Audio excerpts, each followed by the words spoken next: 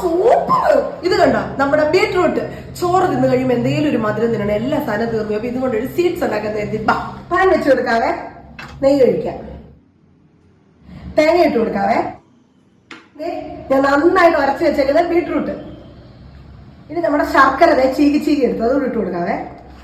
ഇനി നമുക്ക് എല്ലാം കൂടെ മിക്സ് ചെയ്ത് കൊടുക്കാം. ഈ സിമ്മേലിട്ട് വേണം ഇളക്കി കൊടുക്കാം കേട്ടോ. ശർക്കരയെല്ലാം നല്ല രീതിയിൽ ഉരുകി വന്നിട്ടുണ്ട്.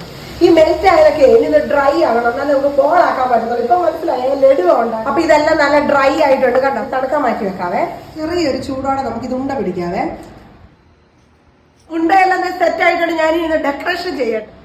അണ്ടിപ്പരിപ്പുണ്ടായിരുന്നു. അങ്ങനെ നമ്മുടെ ബീട്രൂട്ട് ലഡു സെറ്റ് ആയിട്ടുണ്ട്. ഞാൻ കഴിച്ചു നോക്കട്ടെ. ഒത്തിരി ഇഷ്ടപ്പെട്ടു. ഇനി ഒരു ബീട്രൂട്ട് ഉണ്ട്, ഇനി ഉണ്ടാക്കണം. അപ്പൊ ഞാൻ മൊത്തം ഇന്ന് കഴിക്കുന്നില്ല, എടുത്ത് വെക്കാൻ പോകും. ഓക്കെ ചേട്ടാ, നിങ്ങളും ട്രൈ ചെയ്യും.